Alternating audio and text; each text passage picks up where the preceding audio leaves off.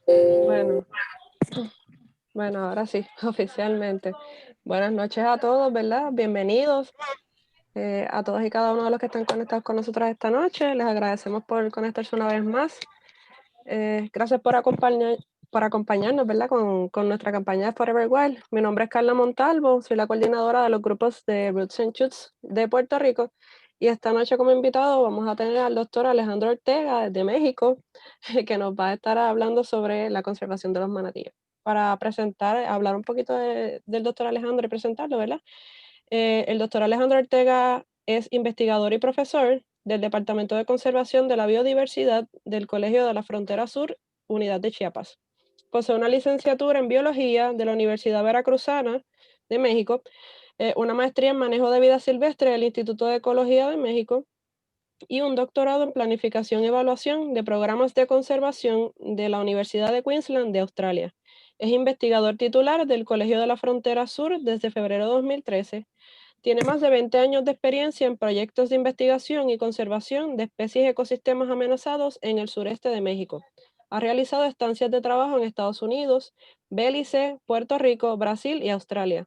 Y ha sido investigador en el Colegio de la Frontera Sur, el Instituto de Ecología, AC, y el Instituto de Investigaciones Biológicas de la Universidad Veracruzana. Fue secretario del Subcomité Técnico Consultivo para la Conservación del Manatí en México y es coautor del Programa de Acción para la Conservación del Manatí en México, PACE, en sus versiones 2001, 2010 y 2020. Como investigador y divulgador de la ciencia, ha escrito 50 publicaciones, artículos, capítulos y libros en español e inglés. Creo que ya, sin más preámbulos, ¿verdad? Dejamos al doctor Ortega para que comience con su charla. Muchas gracias a todos. Pues muchas gracias, Carla. ¿Me escuchan bien? Sí, te Sí, escuchamos bien. sí. Sí. Bueno, pues agradezco la invitación de su organización y pues me siento muy contento de platicar con esta audiencia ahora en Puerto Rico. Pues quisiera comentarles que hace algunos años estuve por allá por invitación del doctor Antonio Mignucci, que está bueno, estaba él en la Universidad de Puerto Rico, en San Juan. Y bueno, tuve la oportunidad de trabajar allá con un proyecto de conservación de manatíes que tenía él y para el cual fuimos a, pues, a hacer unas capturas de manatíes en la reserva de La Parguera, si mal no recuerdo, creo que así se llama. Un lugar muy bonito y que me trae muy buenos recuerdos, ¿no? Y bueno, de esas experiencias, yo soy mayormente, digamos, académico. Aunque, bueno, lo que les voy a platicar ahora es una reseña de lo que ha significado los proyectos de conservación para el manatí, para esta especie que compartimos con todo el Caribe, ya les voy a hablar más adelante, y que, digamos, incorpora pues un grupo muy grande y muy importante de personas de diferentes ámbitos, ¿no? Bueno, voy a pasar con la primera presentación, la primera diapositiva. Bueno, para hablarles a manera de introducción sobre la especie del manatí que tenemos en México, eh, tenemos dos subespecies, digamos, en esta región de Norteamérica y Caribe. Hay una subespecie que le llaman el manatí de Florida, que esté ahí su nombre, que se pronuncia Trichechus manatus latirostris. Y tenemos la especie del Caribe, que también está en México, que es la subespecie Trichechus manatus manatus. Esta especie pues está considerada como amenazada en todo su ámbito de distribución en muchos países porque fue una población, digamos, fue una especie explotada ampliamente por su carne. Al ser un mamífero acuático que vive mayormente cerca de las costas, en aguas bajas, pues siempre fue muy vulnerable a la caza por parte desde los grupos prehispánicos, ¿no? De todos los pueblos originarios, pueblos indígenas de la zona del Caribe, cazaban manatí para comerlo. Hay vestigios en muchas zonas arqueológicas Y luego con la llegada de los españoles aprendieron también digamos, a degustar esta especie y le tomaron también mucho gusto a la carne, que dicen que es muy sabrosa. Y bueno, eso amplió, digamos, acrecentó la explotación. Entonces, a partir de eso, pues sus poblaciones en todo el Caribe se empezaron a ver disminuidas y México es de los países, de los pocos países que todavía conserva una población, digamos, en número mayor de 1000 ejemplares, ¿no? Otros países de Centroamérica, de la región de las islas del Caribe, tienen algunos poblaciones de menos de 100 animales o incluso algunos menos de 10 animales, ¿no? Hablando del contexto de México, bueno, mayormente está en el Atlántico, ¿no? Y en el Golfo de México que tenemos aquí, y lo que es la porción del Caribe mexicano que le llamamos a lo que es la península de Yucatán, ¿no? La costa este de la península de Yucatán, en lo que son 7 estados de esa región. Otro dato importante es que el manatí, a diferencia de la zona, digamos, de islas del Caribe, donde ocupa una distribución mayormente en zona costera, en zonas de lagunas costeras, arrecifes, más ambientes marinos, en México es una especie que ocupa mayormente ambientes de agua dulce, ¿no? Ríos y lagunas costeras, pero prefiere adentrarse a estos ambientes de agua dulce, ¿no? Otro dato que es importante recordar es que tenemos una población que está en continuo flujo hacia nuestro país vecino de Belice y pues para esta especie digamos que no hay fronteras políticas, por lo cual compartimos una población bastante grande de más de 2000 organismos con nuestro vecino Belice, ¿no? Bueno, aquí en este mapa les ilustro lo que es la porción del Golfo de México, donde los manatíes ocupaban pues una distribución continua y ahora, digamos, fragmentada por todo el desarrollo costero, pues en los asentamientos humanos. Es una zona de esta del Golfo de México con muchos puertos industriales grandes. Hay también zonas de explotación petrolera, también en el sur de México, toda esta zona. Y pues todo lo que implica el desarrollo costero que ha ido degradando hábitat importante de humedales, de manglares, de lagunas costeras. Y para la región de la península de Yucatán, toda la porción este tenía también una distribución continua. Aquí sí, en ambientes marinos, dadas las características de la península de Yucatán, que tienen una, una formación geológica kárstica. Entonces tenemos muchas cuevas, muchos cenotes que llamamos aquí, cavernas, y todo el sistema, digamos, hidrológico está conformado por ríos subterráneos. Entonces, en la península de Yucatán no hay ríos superficiales, solo ríos subterráneos y cuevas, y los manatíes aprovechan, digamos, manantiales de agua dulce que salen de estos ríos subterráneos hacia la costa, ¿no? Entonces, es un ambiente muy particular, muy distinto a lo que encontramos en el Golfo de México. Y esta es la porción aquí en el sur de Quintana Roo, de este estado, que se comparte con nuestro vecino país de Belice y donde encontramos una abundancia muy importante de manatíes. En puntos negros, si los llegan a ver, tenemos señalados 10 sitios de cautiverio donde a lo largo de 20 años se han ido involucrando parques acuáticos, zoológicos, parques privados que hay. y donde han participado en rescate de manatíes. Bueno, la historia, digamos, en la que yo he participado, inicia desde el año 97, cuando el gobierno de México convocó a un grupo de especialistas en todo el país y se formó un subcomité que ellos mismos nombraron así en noviembre del 99. Este comité, formado aproximadamente por 20 personas, pues se formó en un inicio con el interés de que el grupo de asesores diera información técnica al gobierno que la necesitaba para hacer un plan de manejo a nivel nacional.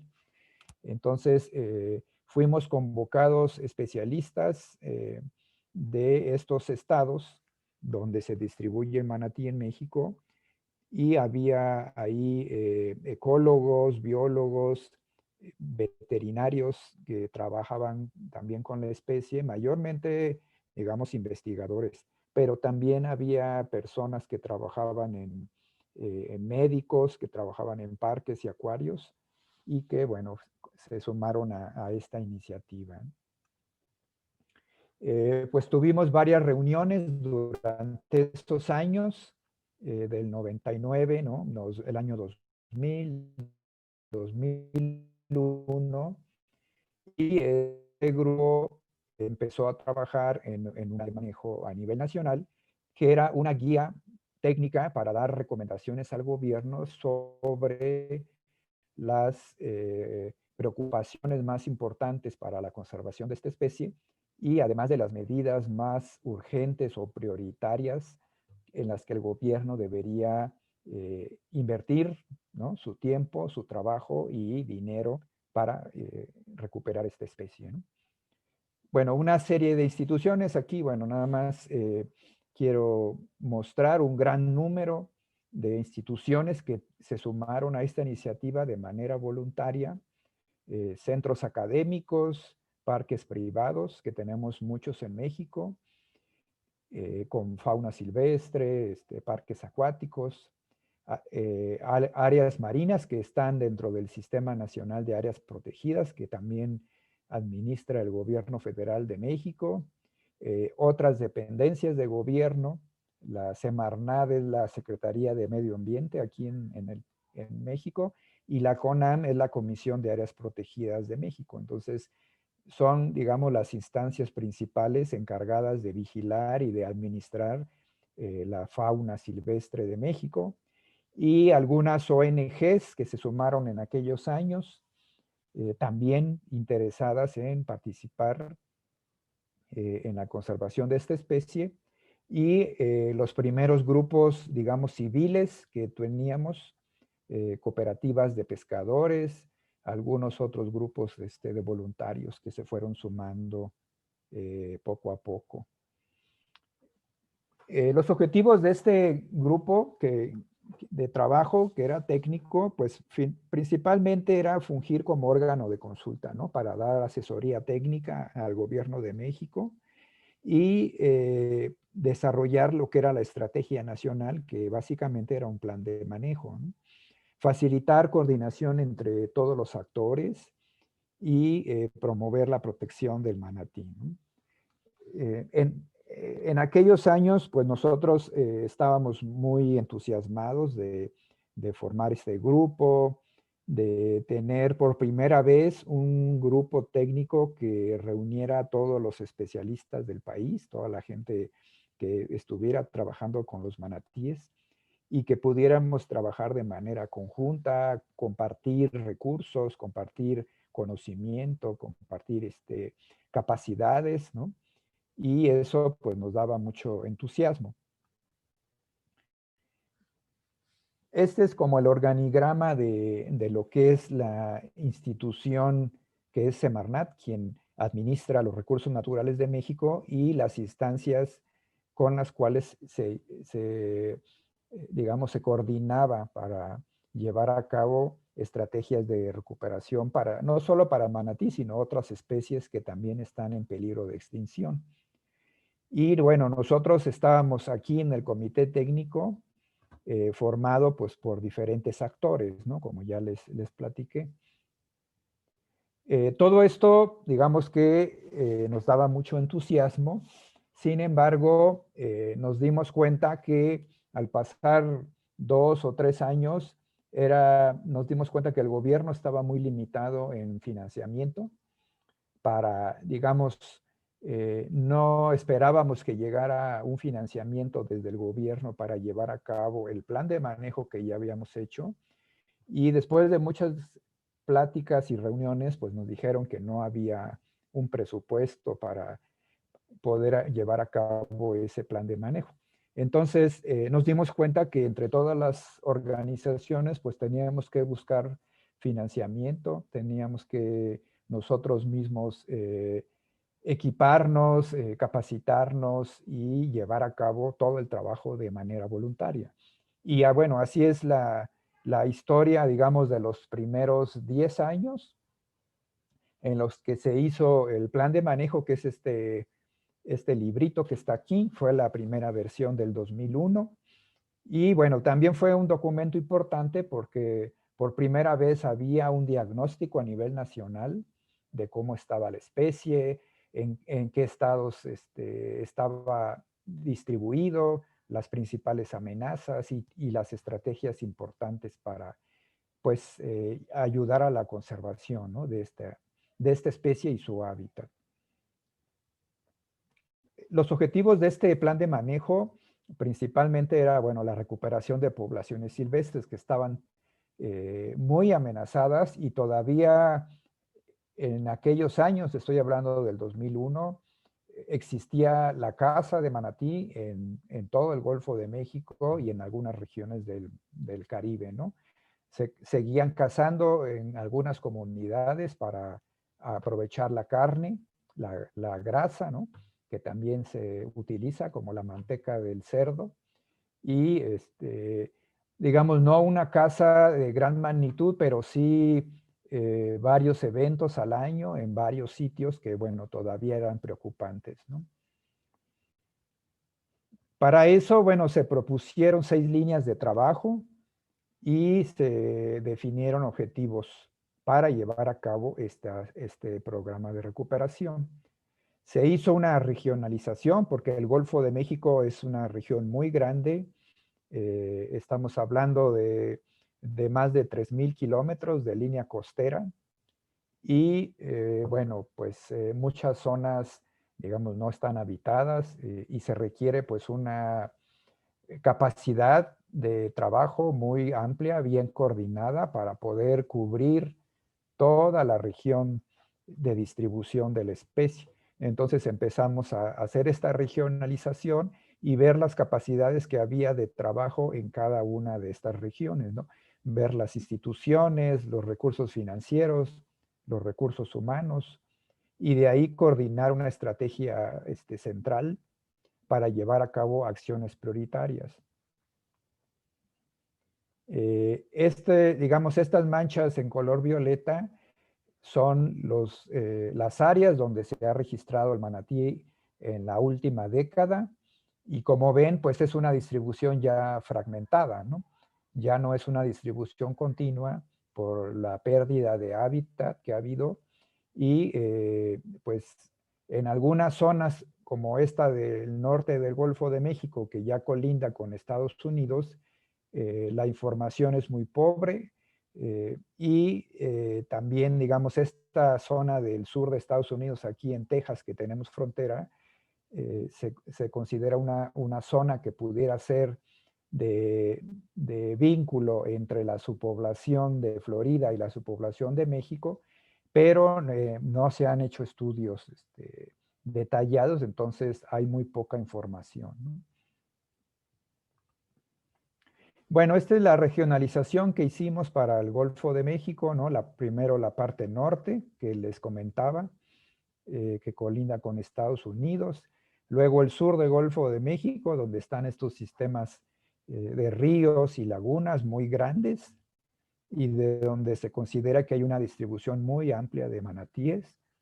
Y finalmente la zona de Caribe y península de Yucatán, que continúa hasta el país vecino de Belice, ¿no?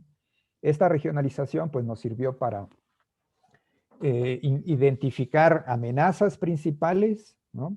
Hicimos un diagnóstico con todos los especialistas y identificar, por ejemplo, que la caza seguía siendo una amenaza muy severa, ¿no? Aquí ven en esta foto, si logran ver, hay un manatí muerto con un pescador acostado sobre su lomo, y es de una localidad que se llama Alvarado, Veracruz, que está al sur del Golfo de México, donde hay mucha tradición, hay mucha, digamos, tradición oral de lo que significaba esta especie para el pueblo local, ¿no? Consumían la carne en las festividades y tenían ahí ellos muchas recetas de cómo cocinar al manatí, ¿no? Y otras amenazas importantes, pues todo el desarrollo industrial que hay en la zona de ríos y lagunas, una gran contaminación tanto química como orgánica, de vertidos en zonas petroleras, en zonas de caña, ¿no? De producción de caña de azúcar, y enfermedades también que se han detectado en el manatí, ¿no? En algunos estudios. Después tenemos los muertos que quedan atrapados en redes de pesca y que, bueno, incidentalmente, pues mueren ahogados, ¿no? Esto, pues, por convivir también en áreas de pesca que son muy utilizadas en todo el Golfo de México.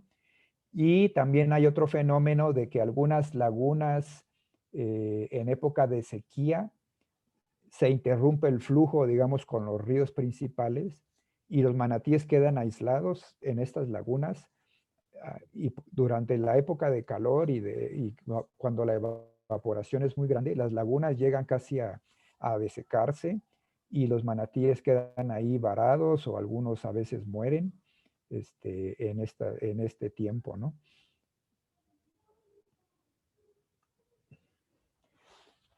Después de este diagnóstico, definimos estas 6 líneas de trabajo, ¿no? Lo que es conservación y manejo, la investigación, los varamientos y su rescate, el manejo en cautiverio y rehabilitación, educación ambiental y difusión, y la participación comunitaria.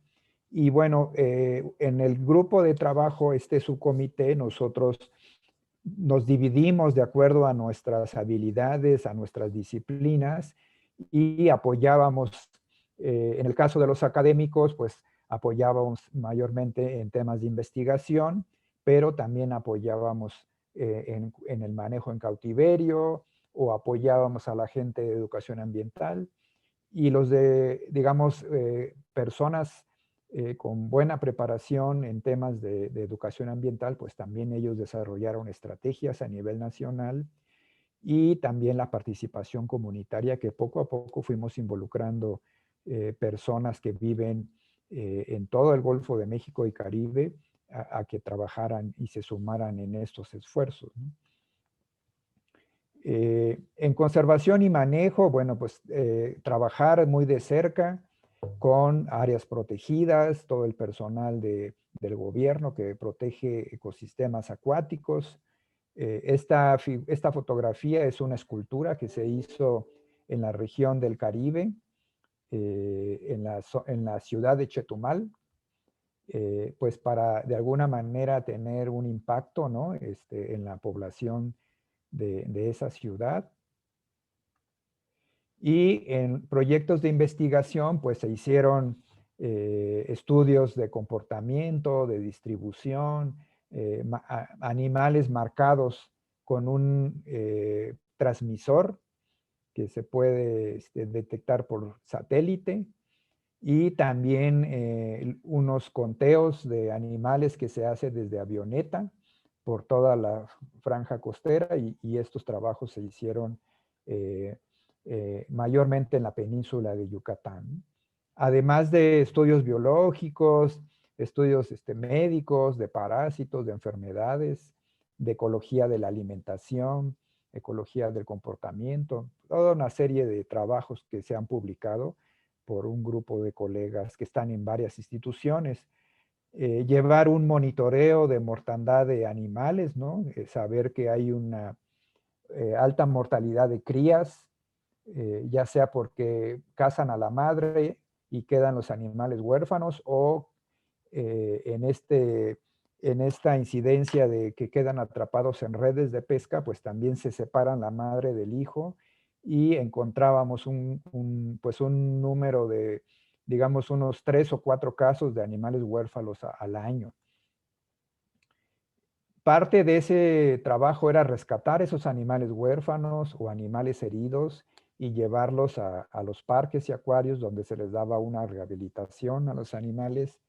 Eh, Tuvimos los primeros casos de manatíes en cautiverio documentados, ¿no? No, digamos, porque hay algunos casos históricos de más de 30 años en otros sitios, pero ya un trabajo documentado y sistemático fue a partir del año 2000, cuando se rescataron muchos animales huérfanos y eran llevados a estos sitios de rehabilitación. El componente de educación ambiental y difusión fue muy importante. Se hizo una campaña a nivel nacional. Se designó el 7 de septiembre de cada año como el Día Nacional del Manatí y se organizaban fiestas en todos los estados donde hay manatíes en el país, ¿no? Se repartían trípticos, calcamonías, playeras, pósters, se daban charlas en las escuelas. Y bueno, poco a poco, digamos, se fue penetrando en las diferentes actividades de diferentes comunidades y se logró tener un impacto importante porque vimos que la tradición de caza empezó a disminuir conforme pasaban los años, ¿no? Incluso mucha gente reconocía que eran, bueno, pescadores, reconocían que ellos cazaban manatí en sus comunidades y pues dejaron de hacerlo y se convirtieron en cuidadores de la especie, ¿no? Entonces esto pues fue gracias a esa labor de estas campañas de educación ambiental y el involucramiento pues de pescadores, de mucha gente que vive en zonas costeras, en lagunas. Este señor de aquí en medio era uno de los cazadores de manatí, que después se volvió uno de los, digamos, conservacionistas, ¿no? Más fervientes de estos proyectos. Y bueno, el rescate de toda la tradición oral que hay en todo México sobre la relación del manatí pues, con comunidades rurales, comunidades ribereñas y costeras, ¿no? Un trabajo muy interesante.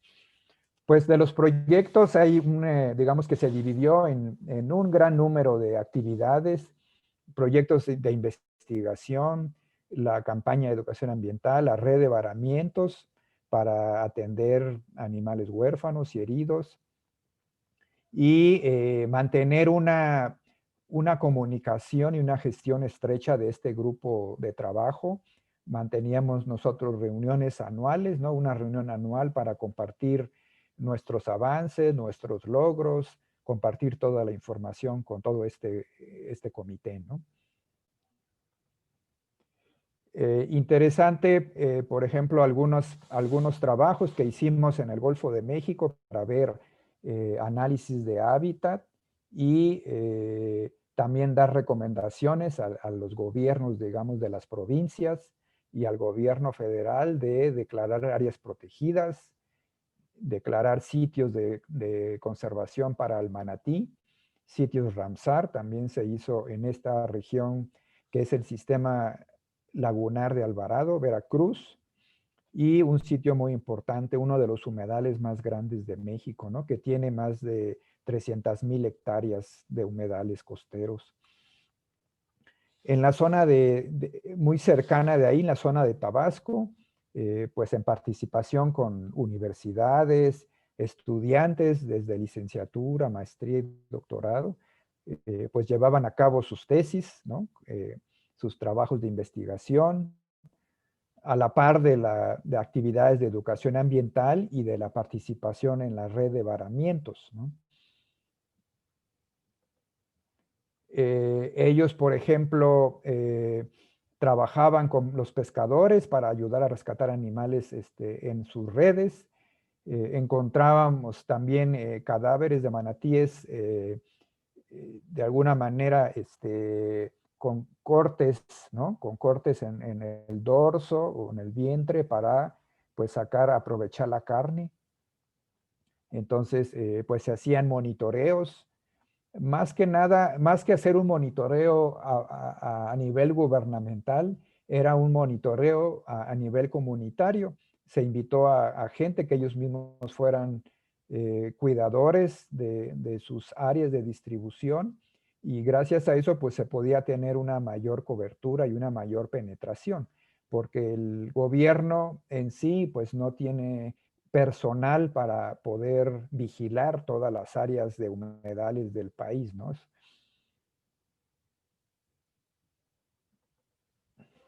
En esos años se empezaron también a desarrollar una tecnología de utilización de sonar, porque en la región del Golfo de México, como les decía yo, que los manatíes prefieren aguas de ríos y lagunas, son ambientes de aguas muy turbias.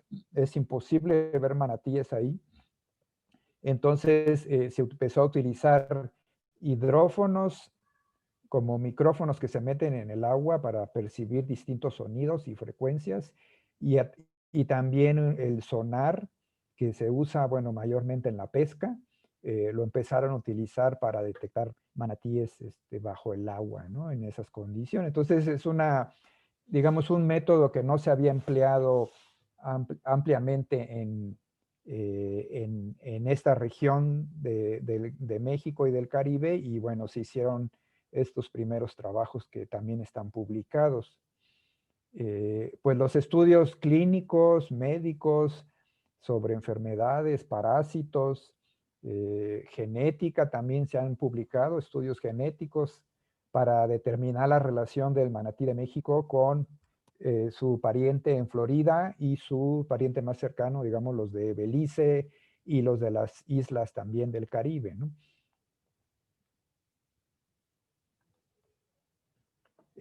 Capacitaciones que se hicieron e intercambios de experiencias con nuestros vecinos pues de Belice, Guatemala, Honduras, El Salvador, también colaboraciones con Panamá, Costa Rica, y también hemos tenido intercambio con pues nuestro colega Antonio Mignuche de Puerto Rico y colegas de Cuba también, y colegas de Brasil, y por supuesto los colegas de Florida, ¿no? Que también han participado en estos programas de conservación.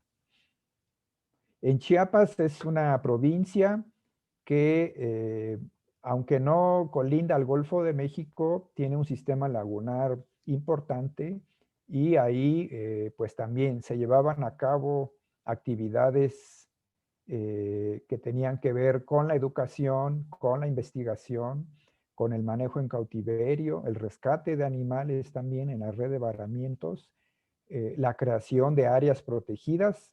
Se decretó una laguna que se llama Catazajá como un sitio Ramsar y otras áreas protegidas a nivel municipal, ¿no? Aquí algunas de los eventos que se llevan a cabo en esta región de Chiapas, los humedales muy importantes de Catazajá, y además como parte de la campaña de educación ambiental, se hizo un concurso como Señorita México, pero a nivel local, y se hacían trajes estilizados y decorados con motivos del manatí, el humedal, las otras especies. Entonces, pues era para darle también un impacto mayor en las comunidades locales. Y esto asociado a la celebración del Día de Manatí el 7 de septiembre. Otra provincia en el Golfo de México que es Campeche, proyectos de investigación, educación ambiental y rescate de animales varados, pues aquí con los diferentes actores que se fueron sumando, como esta ONG que se llama Marea Azul y las autoridades municipales de Ciudad del Carmen. Pues las campañas de educación, el trabajo de estos humedales muy grandes que hay en esta zona de Campeche y el cuidado de animales huérfanos también. Y bueno, finalmente el estado de Quintana Roo, ¿no? La provincia de Quintana Roo en el Caribe, donde hay digamos, un cuerpo académico importante de investigadores en diferentes instituciones de investigación y universidades. Se hicieron muchos trabajos en ecología, en biología y también la participación de ONGs y los parques privados, que también hay varios ahí, que ayudaron a rescatar animales, a criarlos en cautiverio y algunos fueron liberados, ¿no? en esta zona.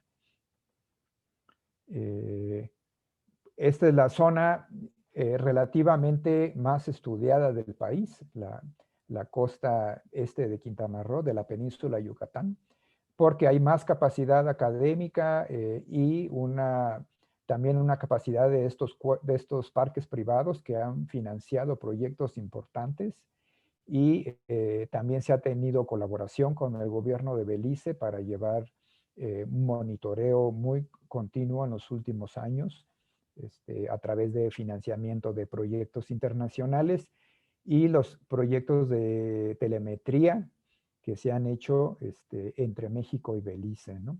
Entonces, hay un gran número de publicaciones de esta región junto con Yucatán que ustedes pueden consultar pues en journals, ¿no? Publicados ya en revistas científicas. Aquí, bueno, el grupo técnico de veterinarios que trabajan en los parques privados de la zona de Yucatán y que ahora pues forman parte del capital, digamos, capacitado, muy importante, que está, digamos, a nivel internacional en cuanto a cooperación técnica. Bueno, ya para ir cerrando, pues quisiera yo resaltar algunos de los logros de estos 20 años, ¿no? La vinculación a instituciones académicas y de gobierno y otros actores, la elaboración del plan de manejo que se llama PREP, ¿no? En esta primera versión. Después hicimos una versión actualizada en el 2010 y ahora estamos trabajando en la nueva actualización del plan de manejo para el 2020. La consolidación de este grupo nacional de expertos que pues ya tenemos 20 años trabajando continuamente de manera voluntaria en muchos temas, ¿no? No solo temas académicos, sino otros temas que tienen que ver no solo con la investigación, sino con el manejo, digamos, en cautiverio, el trabajo comunitario, gestión de humedales, gestión de zona costera, etcétera, etcétera, ¿no?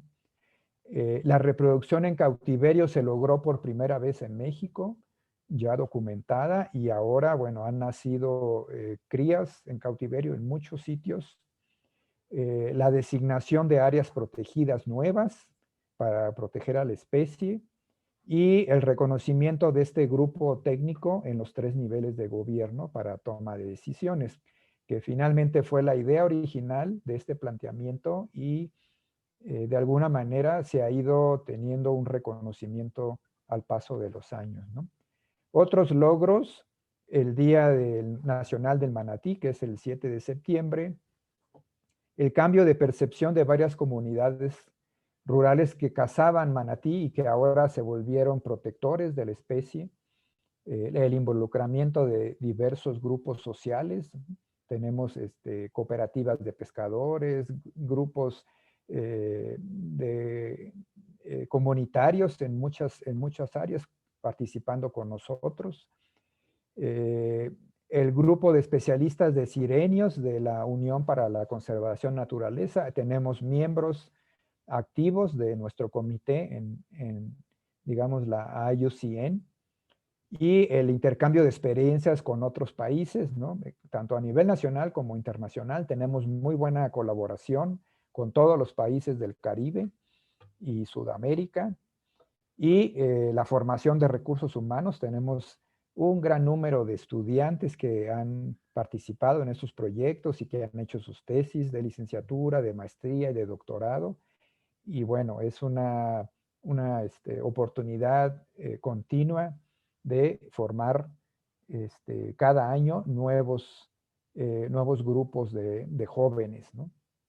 Y la filosofía para, digamos, seguir adelante en este trabajo, compartir esta visión común y de espíritu de colaboración, porque hemos trabajado mayormente de manera voluntaria, sin un financiamiento importante, digamos, del gobierno. La comunicación es importante entre todos los miembros y la coordinación de actividades, ¿no? Sobre todo para optimizar recursos, ¿no? Tenemos recursos muy limitados y cualquier financiamiento que alguno de nosotros logra, tratamos de compartir ese financiamiento con todo el comité, ver las necesidades que hay en todas las provincias y ayudar, ¿no? A optimizar ese recurso de la mejor manera. Y sobre todo el respeto y compromiso de trabajo con todos los actores, independientemente si hay académicos, si hay veterinarios, si hay pescadores, si hay madres de familia, educadores ambientales, pues todos trabajamos de la mano y digamos en un espíritu de respeto y colaborativo, ¿no?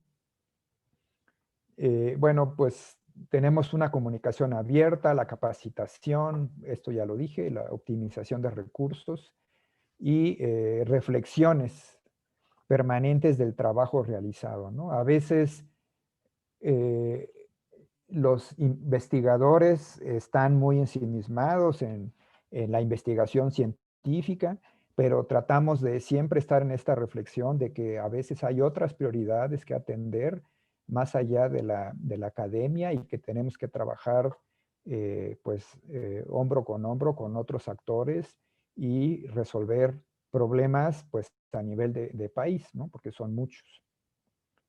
Y a futuro, pues todo el trabajo que queda pendiente o que siempre hay trabajo que realizar. La especie después de 20 años, digamos que ha mostrado, por lo menos algunas amenazas se han atendido, pero no podemos decir que la población o que el manatí se ha recuperado, ¿no? A nivel de país, ¿no? Las amenazas en realidad, muchas de ellas se continúan agravando, ¿no? Por pues, la explosión demográfica, el crecimiento de la zona costera, que es cada vez mayor. Entonces, pues seguir trabajando pues en pro de la conservación de esta especie, ¿no? Bueno, y esta foto es de este grupo de trabajo. Algunos de los miembros nos reunimos aquí hace años y pues un poco para mostrarles este grupo muy valioso que tenemos en México y que, bueno, pues que cuenta su experiencia en conservación de esta especie. Muchas gracias y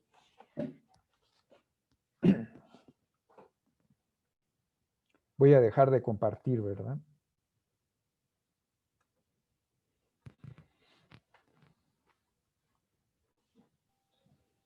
Muchas gracias, doctor Ortega, por la presentación y por darnos ese resumen y ese recorrido a través de estos 20 años de la conservación, ¿verdad? Del manatí como tal. Hay varias preguntas en el chat de Zoom. No sé si alguien más, ¿verdad? Quiera hacer alguna otra pregunta, algún otro comentario, o que quiera abrir su micrófono directamente y preguntarle al doctor Ortega, que pueden hacerlo también. La primera pregunta es de Jeremy Velázquez. ¿Existen penalidades?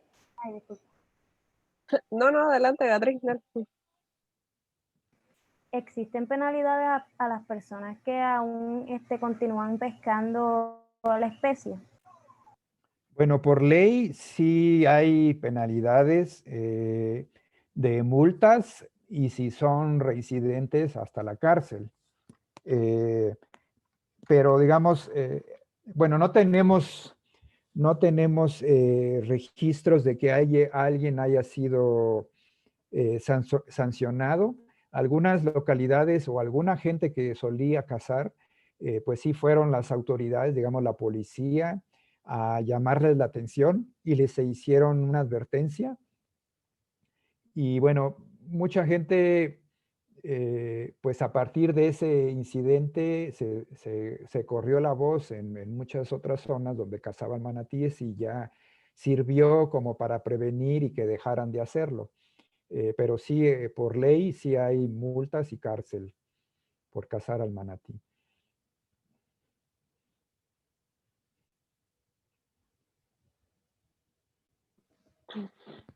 Muchas gracias, Beatriz. Ajá, Providencia tiene la mano alzada. Adelante, Provi. Discúlpame, fue sin querer, pero sí, estoy bien contenta, ya que aquí en la isla de Puerto Rico, y por cierto, estoy cerquita de La Palguera.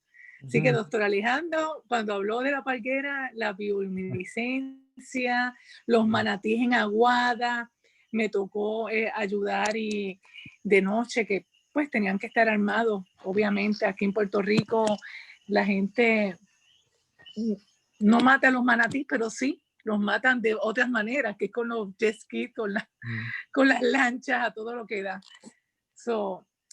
Es importante la labor que se está haciendo aquí en la isla y es importante lo que ustedes estaban haciendo allá y lo que siguen haciendo. Y me gustaría más adelante, ¿verdad? A través de Carla, el libro, ¿verdad? El estudio y lo que están haciendo ahora, que lo están poniendo, actualizando, pues me gustaría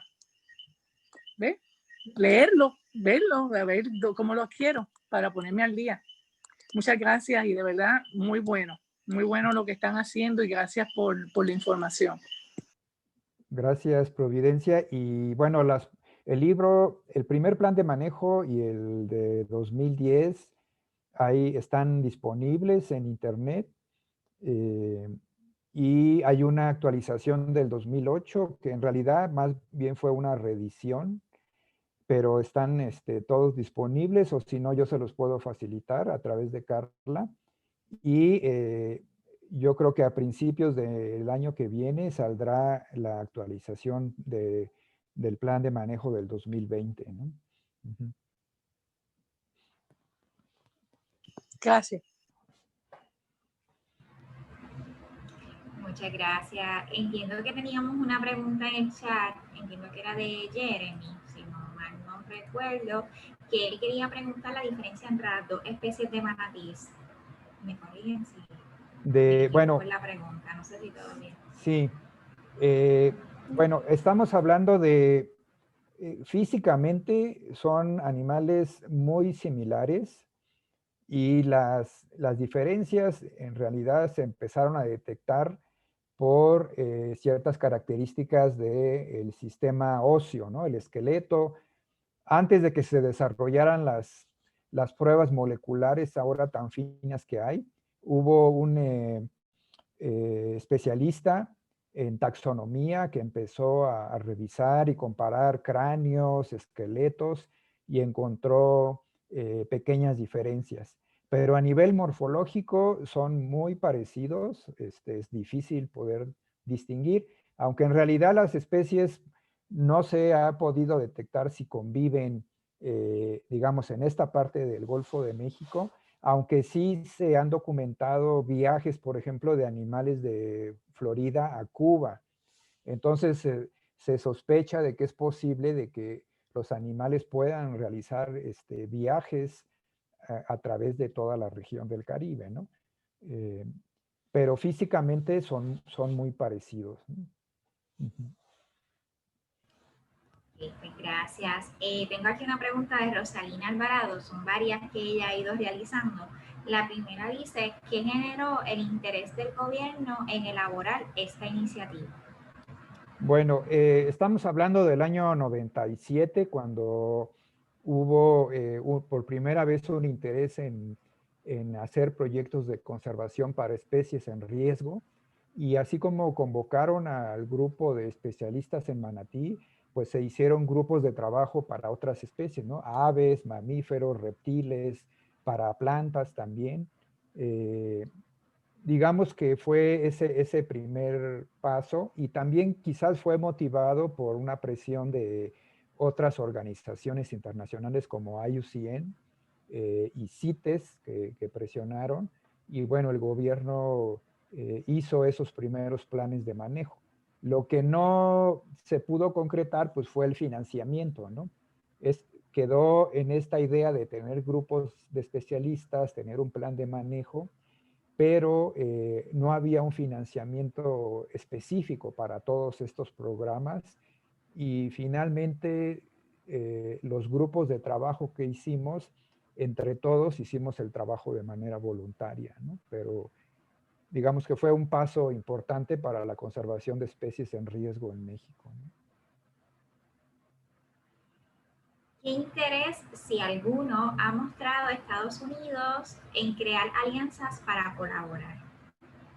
Bueno, yo comenté que teníamos colaboración con personas de Florida, porque bueno, es como el estado donde se encuentra la mayor abundancia de manatíes y donde hay un gran número de especialistas, igual de parques, tanto privados como de gobierno, y afortunadamente ellos en aquellos años mostraron pues solidaridad con México en el sentido de venir a México, darnos capacitación, ayudarnos en los proyectos de investigación y poco a poco se fueron formando los primeros grupos de científicos de manatíes en México.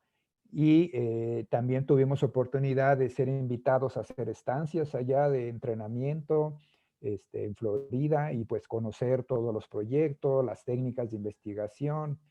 Entonces eso fue una etapa de formación muy importante y tuvimos afortunadamente cooperación con varios colegas de Estados Unidos y lo mismo con colegas de Puerto Rico, de Brasil, de Colombia, de Guatemala, de Belice. Entonces hemos tenido pues un gran vínculo, ¿no? Muy estrecho. Qué bueno. Rosalina hace una pregunta sobre el presupuesto, pero dice ¿qué presupuesto, si alguno, el gobierno de México asigna para la conservación de especies en peligro amenazadas? Sí, mencioné también que en la primera década, digamos, de estos 20 años de historia, no hubo un presupuesto. Ya en la última década, el gobierno ya, digamos que gestionó recursos financieros de otras instancias y ya se asignaba recursos a estos programas de conservación. Pero el gobierno, digamos que tiene la responsabilidad de hacer programas de conservación para alrededor de 35 o 40 especies o grupos de especies. Entonces, el manatí es una de esas 45, 40 especies que tiene que recibir financiamiento cada año. Y bueno, no estamos digamos, en el top de las prioridades, comparado, por ejemplo, con la vaquita marina, ¿no? Que es una especie de cetáceo que está en una situación muy crítica, a punto de declararse extinta en México, y entonces, pues todo el financiamiento se va hacia la vaquita, ¿no? Y otras especies que están en una situación mucho más crítica. Pero bueno, sí llega a asignarse recurso para algunos proyectos de investigación, algunos proyectos comunitarios, y hemos recibido financiamiento de gobierno federal. Pero mayormente, digamos que el 80% del financiamiento de estos proyectos viene de fuentes financieras externas, del extranjero, de otras organizaciones internacionales, es donde más se consigue financiamiento, ¿no? Gracias. Tenemos aquí una pregunta de Damaris Cardona. Dice, ¿cuál ha sido el mayor reto que han enfrentado para poder proteger la especie? Pues de lo que conocemos y digamos no solo la situación en México, sino en toda la región del Caribe, Yo creo que el reto más grande de conservación para la especie es este crecimiento costero, ¿no? O sea, la población humana está ocupando la zona costera y modificando hábitat, destruyendo humedales, destruyendo zonas de manglares, zonas de arrecifes. Y en competencia con esta especie, pues ellos salen perdiendo, ¿no? Los vamos desplazando, vamos ocupando sus áreas de reproducción, sus áreas de alimentación.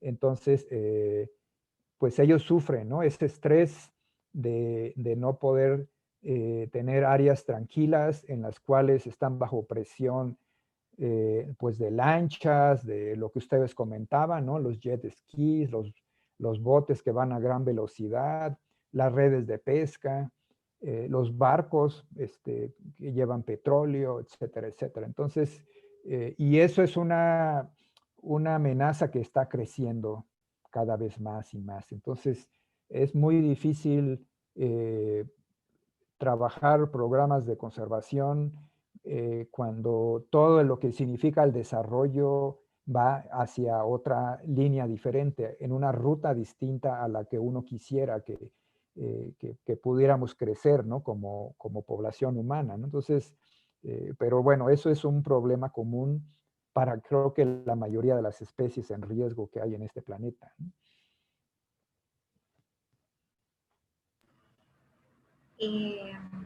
Rosalina Alvarado también pregunta si han elaborado leyes para la protección. Sí, hay leyes que protegen al manatí desde principios del siglo pasado, ¿no? Lo que ocurriera que era una especie poco conocida, había poca documentación, poca información publicada. Entonces, pero sí, ya desde 1921 había una ley que prohibía la caza del manatí, pero ya yo comentaba de que pues no había una vigilancia así muy grande del gobierno porque pues nuestro país relativamente es muy amplio, muy vasto, entonces pues no puede tener presencia en muchas regiones, ¿no? Eh, pero sí hay protección a diferentes niveles para poder tener esta especie y otras especies que está prohibida su caza y otras actividades y también en el crecimiento o de proyectos costeros, pues digamos que se ha avanzado en México en los últimos años en ser más cuidadosos con el ambiente. Sin embargo, bueno, cuando hay proyectos grandes de infraestructura, pues ganan los intereses económicos, ¿no? Sobre los intereses ambientales y pues ahí hay muy poco que hacer, desafortunadamente, ¿no?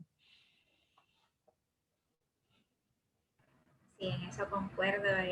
¿Verdad? Son muchas las experiencias y hemos compartido información con otros colegas y en muchos países, ¿verdad?, de Latinoamérica concordamos en que tenemos problemas con el desarrollo económico y conservación de especies, pues generalmente es bien difícil crear un balance, un equilibrio para ambos.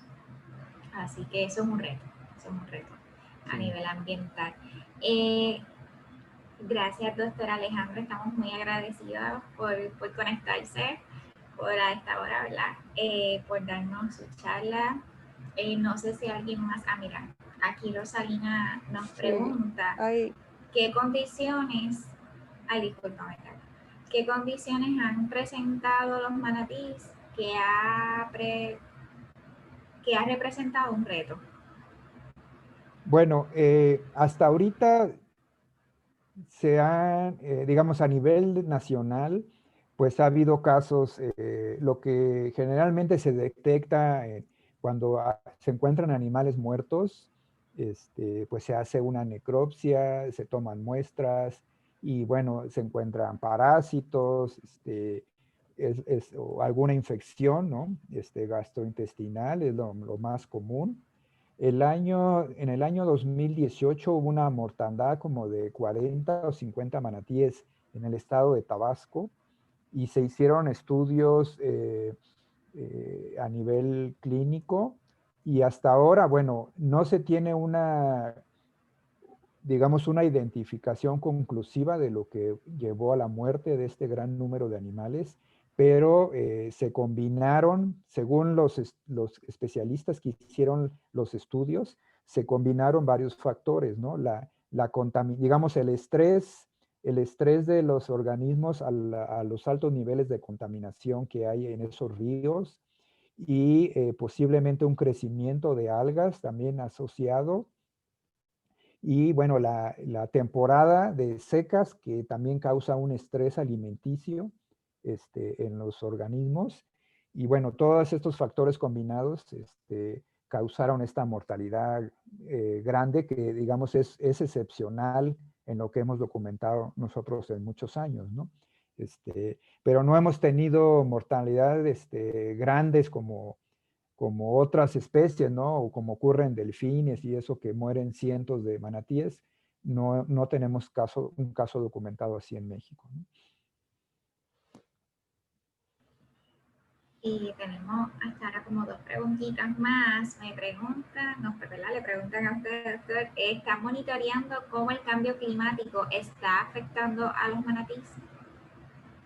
Bueno, esa es una pregunta, digamos, muy difícil de responder porque creo que todos los efectos del cambio climático apenas se están documentando y estudiando y pues no, empíricamente, digamos, no tenemos evidencia que esté afectando ecosistemas y especies, ¿no? Lo que sí podemos hacer es tener algunas suposiciones y bueno, ha afectado, por ejemplo, estas áreas de alimentación de manatíes, pues al tener cambios en temperaturas, cambia la hidrología de muchos sistemas, cambian también el clima y todo eso finalmente puede reflejarse en cambios en los ecosistemas, ¿no? A nivel de vegetación, a nivel de productividad primaria, a nivel de las relaciones con otros organismos o incluso, por ejemplo, hubo un crecimiento de algas marinas muy fuerte en Yucatán el año pasado. Entonces, eso también cambia la dinámica de las lagunas costeras, las lagunas arrecifales, y todo eso uno puede inferir que puede alterar, por ejemplo, la disponibilidad de alimento para el manatí en algunas zonas, ¿no? Entonces, son algunos de los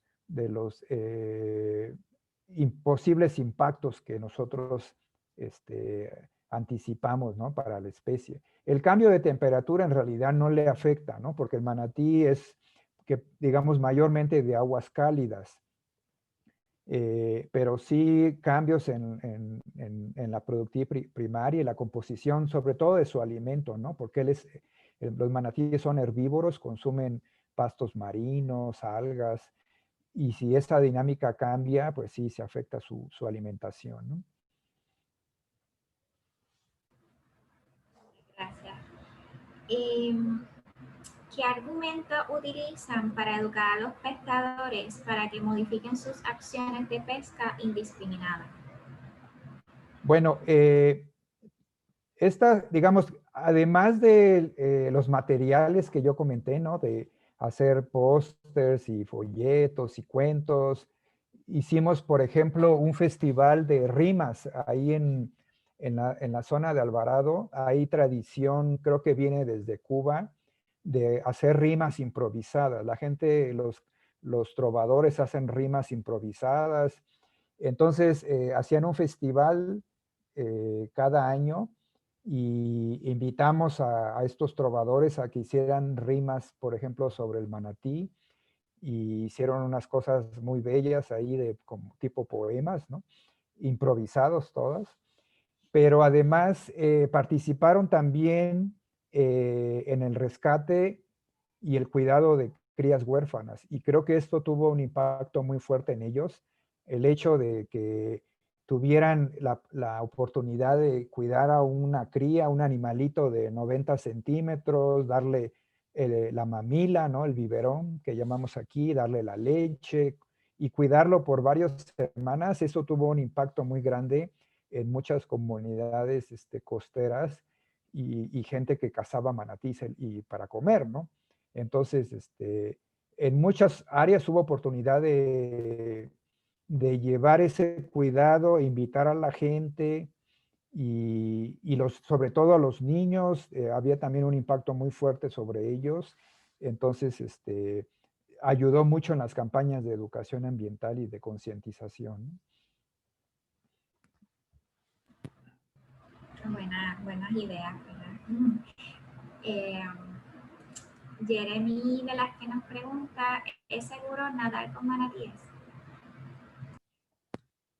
Bueno, digamos que en México no tenemos sitios para nadar con manatíes como en Florida, ¿no? Que hay unos parques donde puedes ir a nadar, a snorkelear o a bucear y tomar fotos y todo. En México no. Es muy difícil en realidad poder interactuar con un manatí en vida libre. En cautiverio hay algunos sitios donde sí se tienen animales, pero creo que solo un sitio permite el nado con turistas en la península de Yucatán. Los demás sitios no permiten tener contacto físico porque se evita que, digamos, haya una domesticación de estos animales y después, cuando se piense liberarlos, pues estén acostumbrados al ser humano. Son animales que se acostumbran muy rápidamente al ser humano y pues eso no es bueno para en términos de que cambia su conducta, ¿no? Entonces, pero bueno, son animales inofensivos. En realidad, un manatí, al tener un acercamiento con el ser humano, lo único que hace es huir, ¿no? Son muy temerosos. Y ya en sitios donde están habituados al ser humano, ahí sí cambia su conducta, ¿no? Se vuelven curiosos y se dejan acercar, se dejan acariciar. Pero bueno, en México no tenemos muchos sitios así, donde pueda haber una interacción con turistas, ¿no? Muchas gracias, doctor Alejandro. Bueno, hasta ahora, ¿verdad? No hay más preguntas, pero sí felicitaciones por tan excelente charla. De verdad que estamos muy agradecidos que usted haya compartido sus conocimientos con nosotros.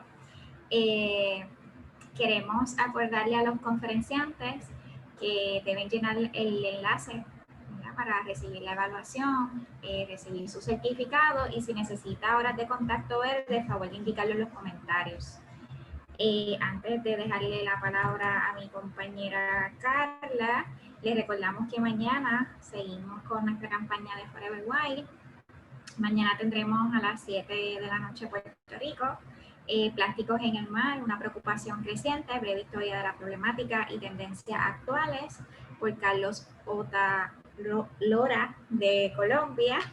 Y el miércoles tendremos a las 7 también productos y recursos del Sistema de Observación Costera del Caribe a las 7 de la noche de Puerto Rico.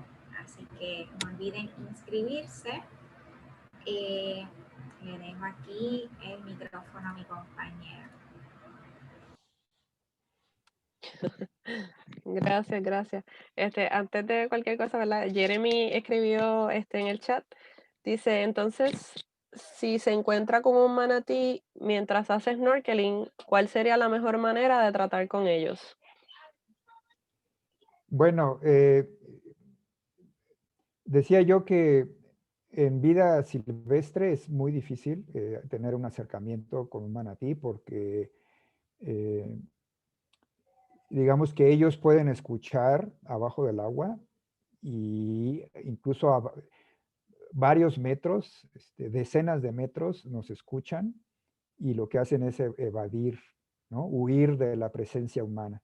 Entonces, si uno va snorkeleando, es muy difícil que pueda haber un manatí porque se empiezan a alejar y uno, cuando trata uno de acercarse a ellos, pues no dejan acercarse a menos de 20 metros, ¿no? Siempre van a estar huyendo, ¿no? Entonces es muy difícil tener un contacto cercano. Al menos eso es lo que tenemos nosotros documentado en México. Decía que allá en Florida, bueno, hay lugares donde se agregan un gran número de manatís y se puede hacer snorkel con ellos y buceo y se dejan agarrar los animales, se dejan tocar, pero en México no es el caso, ¿no? Son muy huidizos, son muy miedosos. Entonces yo creo que es el resultado pues de esa experiencia de tener una interacción negativa con el ser humano aquí en México y su única estrategia de supervivencia es huir. Entonces, pues esa es la conducta que muestran aquí en México, ¿no? Sería muy difícil ver manatíes de cerca y mucho menos poderse acercar a ellos, ¿no? Muchísimas gracias por contestar las preguntas, ¿verdad? Rosalina nos escribe, ¿han realizado actividad pública de liberación de manatíes rescatados? Sí, hay dos casos en México. Uno, digamos, se rescató un animal igual en la península de Yucatán, y se liberó en una zona donde había varias comunidades de pescadores, y bueno, se hizo un evento público y ese manatí pues sigue, digamos que sobrevivió, incluso teniendo radiotransmisores, ¿no?, de telemetría. Afortunadamente tuvo un impacto positivo en la comunidad y lo han cuidado. Y otro ejemplo también en Veracruz, donde se liberó un animal que había estado varios meses. Son 2 o 3 experiencias que ha habido en México, nada más de liberación. Excelente. Ver eso sería algo fascinante, definitivamente. Sí, es una buena experiencia. Sí, pues nada, creo que no hay más preguntas, ¿verdad? Le agradecemos nuevamente, doctor Ortega, ¿verdad? Por sacarle su tiempo. Nos imaginamos que tiene mucho trabajo, ¿verdad? Así que gracias por responder al llamado que le hicimos acá a Puerto Rico. Y qué bueno saber que estuvo por acá en Puerto Rico, ¿verdad? Visitando una área tan linda como La Palguera y que pudo hacer trabajo acá. Por mi parte, yo tengo una última pregunta, ¿verdad? ¿Qué fue lo que lo motivó como tal a querer estudiar o trabajar con los manatíes, ¿verdad? ¿Qué fue ese propulsor para, para llevar esa labor? Bueno, yo cuando era estudiante, antes de entrar a la universidad, veía los videos de Jacques Cousteau, veía muchos programas en la tele, leía los libros, era mi inspiración para mí, ¿no? Creo que siempre supe que quería ser biólogo marino y entré a la universidad a estudiar biología, me fascinaba la vida marina, ir al mar, andar en barco, andar en bote. Y bueno, desde aquellos años, ¿no? A inicios de mi carrera de licenciatura, de mis estudios universitarios, pues empecé a buscar investigadores en México que trabajaran con mamíferos marinos.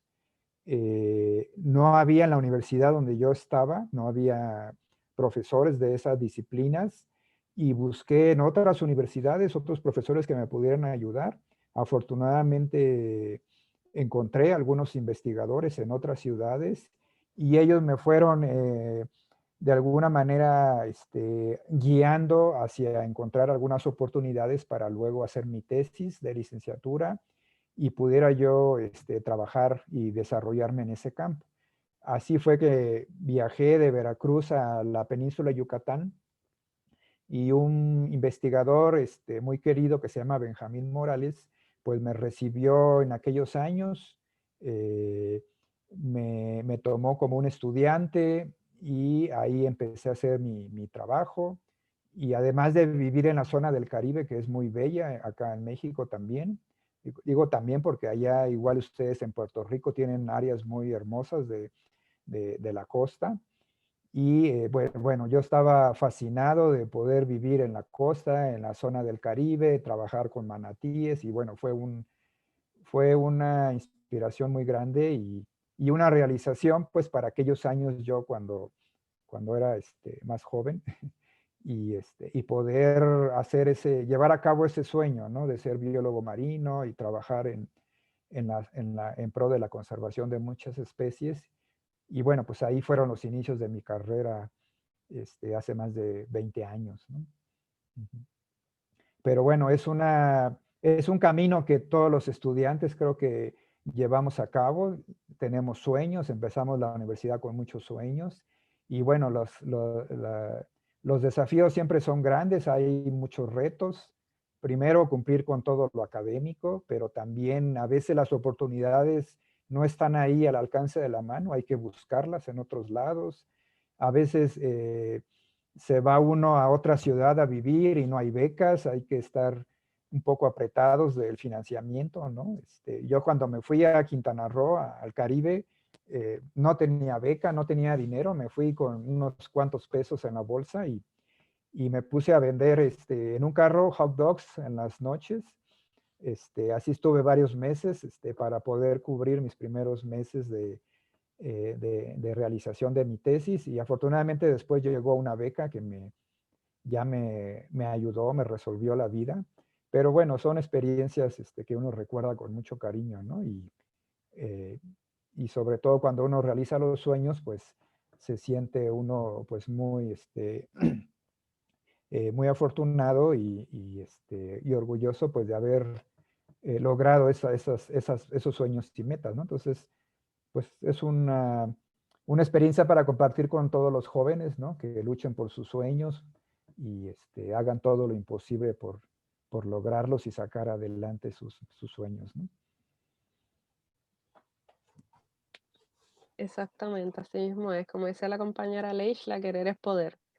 Así Claro. que muchísimas gracias, ¿verdad? Por compartir el testimonio, ¿verdad? Con nosotros y que les sirva de Sí, inspiración a otros jóvenes. Ujú. y bueno, hago un anuncio de que todos los jóvenes que quieran hacer alguna carrera universitaria o de posgrado en México, tenemos un programa de becas muy bueno para estudiantes extranjeros y ustedes pueden aspirar a entrar a hacer un posgrado, maestría o doctorado. Por ejemplo, aquí en Ecosur, donde yo trabajo, cada año entran estudiantes de muchos países y se les da una beca para 2 años a los que estudian una maestría y de 4 años para los que estudian un doctorado. Y esa beca les cubre colegiatura y su manutención. Entonces, los estudiantes no se tienen que preocupar de nada, ¿no? Entonces, así hay programas en todo el país y en muchas carreras, en muchas disciplinas. Entonces, pues vean la página de Ecosur en México. Estamos en 5 ciudades del sureste del país y con disciplinas desde ciencias biológicas, ciencias ambientales, pero también ciencias sociales, ciencias médicas, muchas disciplinas, ¿no? Entonces, tenemos estudiantes de todo el Caribe, de Sudamérica, de Norteamérica, de Europa y pues muy contentos de formar jóvenes, ¿no? Muchísimas gracias por esa información, muy valiosa definitivamente. Rosalina pregunta, ¿y para los jóvenes de la tercera edad también tienen las oportunidades? Sí, sí, sí. Bueno, desconozco bueno, la agencia que financia esas becas es el Consejo Nacional de Ciencia. Desconozco si hay un límite de edad, pero sería cosa de ver en la página de CONACYT, que se llama la agencia financiadora, para las becas de posgrado, si hay un tope de edad. Pero bueno, hay otras becas, hay muchas becas que hay aquí por parte del gobierno de México y por parte de las instituciones para recibir estudiantes de otros países, ¿no? No hay restricción en ese sentido, ¿no?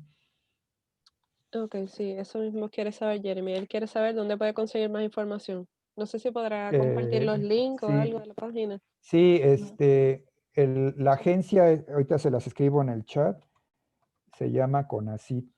Nada más busquen su página, CONACYT MX, y becas de posgrado. Ahí están las becas y para hacer estudios en México. Tenemos 21 centros académicos para hacer posgrados y los cuales todos tienen financiamiento de CONACYT y becas, ¿no? Entonces los jóvenes en realidad no tienen que hacer exámenes de admisión, lo único que mandan es su currículum, hacen contacto con algún profesor investigador para hacer algún proyecto y una vez que son aceptados, entran a, digamos, al proceso de admisión, que básicamente es entregar documentación de ustedes, su currículum, su título de la licenciatura, pasar una entrevista y ya. Y una vez que son aceptados aquí, se les tramita automáticamente su beca, ¿no? No tienen que concursar, ni tienen que pasar un proceso riguroso de selección. Más que nada, cumplir con los requisitos de documentación, ¿no? Excelente, muchísimas gracias. Los que están aquí en Zoom, ¿verdad? Pues ya saben, ahí tienen la información. Cualquier cosa, si alguien necesita que se le envíe más información por email, pues nos dejan saber, nos pueden escribir a nuestro correo electrónico. Y nada, nuevamente, de verdad, doctor Ortega, muchísimas gracias. Gracias por la labor tan maravillosa que realiza, ¿verdad? 20 años, no pueden decir que no es nada, es una larga trayectoria definitivamente, así que gracias por ese trabajo tan maravilloso de conservación que hacen. Gracias a todos y cada uno de los que se conectan con nosotros, ¿verdad? En cada charla, ¿verdad? Esta noche, que esta vez enviamos todo un poquito tarde, así que les agradecemos por responder al llamado, ¿verdad? La convocatoria de la charla. Así que muchísimas gracias a todos, y como dijo la compañera Leishla, pues mañana tendremos otra charla sobre los plásticos en el mar, ¿verdad? La contaminación, con el biólogo Carlos Otalora de Colombia, a las 7 de Puerto Rico y a las 6 de Colombia. Y el miércoles vamos a estar nuevamente a las 7 de la noche con la charla de Caricos para saber sobre las herramientas que proveen para educación marina. Así que muchísimas gracias nuevamente. Buenas noches a todos y gracias por apoyar la campaña, de verdad. Y doctor Ortega, esperamos seguir contando con usted, ¿verdad? Y que ojalá y que algunos de los que están aquí presentes en algún momento podamos escuchar noticias de que lograron entrar al programa allá a Ecosur y que están haciendo investigaciones allá. Así que muchísimas gracias, de verdad, y que pasen buenas noches. Cuídense, ¿ok? Gracias y bueno, Buenas estén noches, bien. gracias. Hasta luego. Muchas Un gracias. saludo, un doctor. abrazo Buenas allá a Puerto noches. Rico. Igualmente a ustedes allá. Cuídense. Gracias. Buenas noches y gracias. Buenas noches.